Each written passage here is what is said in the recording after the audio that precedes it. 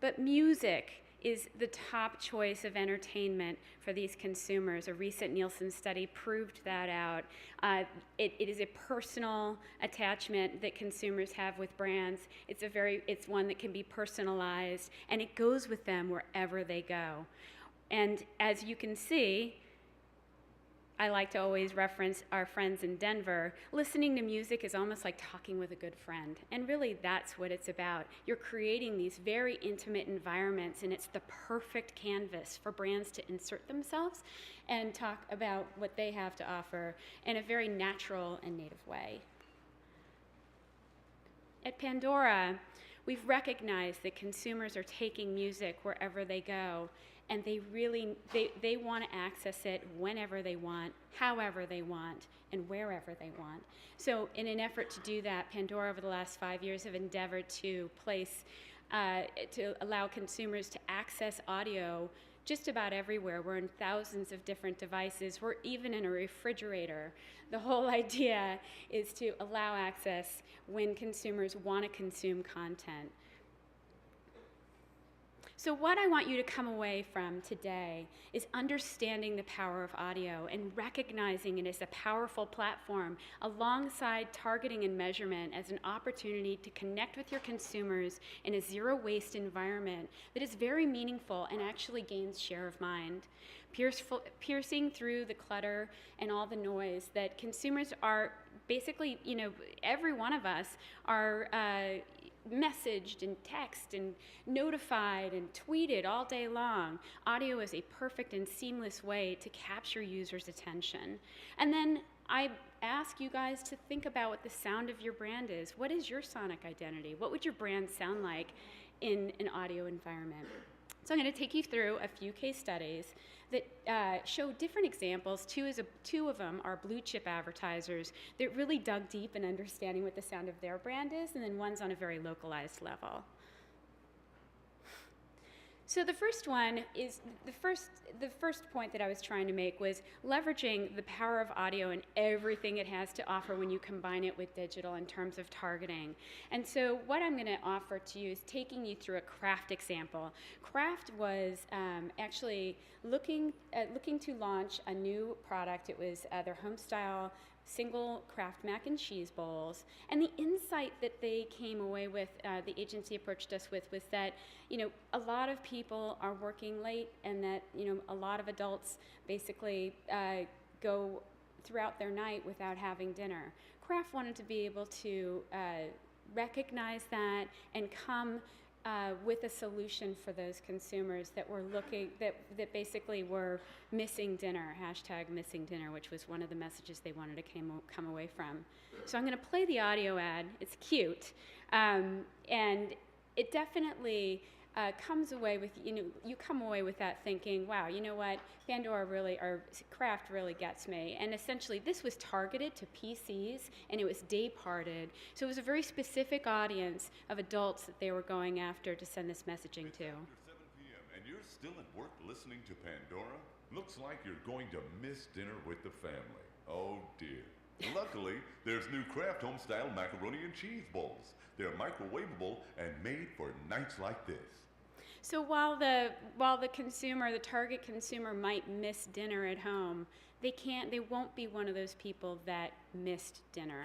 And so that was a really fun, creative execution that showed the power of audio in for a very specific need state and a very specific product launch. The next one is more fun, because this allows you to really delve deep and identify what the sound of your brand might be like. And in this example, we worked with a beloved brand, Twix candy bars, to help them surface the brand attributes that they had. They had no new marketing message. There was no new product line coming out. They simply wanted to elevate the brand messaging behind the cookie or candy bar, whichever you prefer. And so in an effort to do that, they launched an entire marketing campaign basically personifying the left and right cookie. I'm sure you saw the ads just like I did. But from a visual perspective, they did that very successfully with the two factories and the television ads that were running. Sonically, they did that in a very interesting way. We worked with them to split the speakers. So the left cookie had a distinct personality compared to the right cookie. Let's take a peek.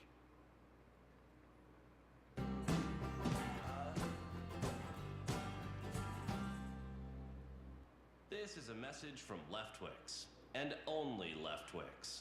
Wait, what's that? Is your right speaker broken? That makes sense. Left always works better, like Leftwix. It's cookie and caramel bathed in chocolate. It's all you need to... That's enough of that. Who wants to hear about that cookie and caramel bathed in chocolate mumbo jumbo? It's much better cloaked in chocolate. Everyone knows that. And your right speaker isn't broken. Your left one is. Better call IT. Twix, try both and pick a side. So while the visual identity, of this ad is appealing all by itself and allows for interactivity, the audio part could stand alone on its own, and that's what we really endeavored to do with all of our brand executions. So the last case study I'm going to take you through is on a very localized level with Griffin and Reed Eye Care. They are a LASIK vision center situated out of Sacramento, California. And this was an interesting one in that they were in terms of an audio strategy, they were 100% rooted in radio and had been since they started 15 years in. And so as they started to look at the performance of their campaign, which also included direct response and SEM and SEO, they realized the results were starting to sag, and they weren't entirely sure what to do. At the same time, the COO, Brad Mitchell, started to hear a lot about streaming audio and all of its services, such as Pandora and Spotify and iHeart, and became very intrigued and wanted to understand more. Ultimately, what they ended up doing was, after evaluating all of the different players, they went with Pandora primarily because of a couple things. In radio advertising, it's a largely unregulated playing field in terms of the number of ads, the length of ads that a radio station can play at any given point in time. You can have a single radio station that has up to 20 minutes worth of advertising in a single hour, and each of those ad spots can be up to 5 minutes long. You can pay for premium placements or endorsements, but it really wasn't something that they had already been doing that, and so they wanted to explore digital audio and see what it had to offer.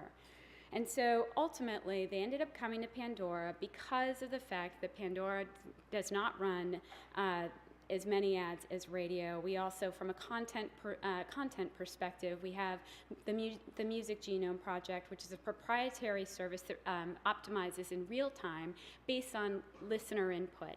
So if a listener thumbs up a song, down a song, skips a track, adds variety, the Music Genome is able to actually learn that in real time and help affect listening time, which ultimately translates to longer listening time on Pandora. And so they wanted a wider canvas. They wanted an uninterrupted environment where their message could stand out. But that required a total philosophical shift in their media mix because they had been 100% invested in radio. So what did they do? And they didn't have additional budget to allocate into Pandora in addition to their radio mix. So they took the bottom performing station, optimized out of that, and used those funds to run a test on Pandora. So they had all of their regular SEO, SEM, and direct response media mix in place. So for those of you out there thinking, okay, what does that mean? It's a single variable test. It was a very simple and scalable test that they ran.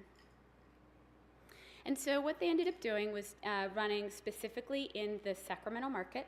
They ran, they targeted after 25 to 44-year-olds with a 30-second ad.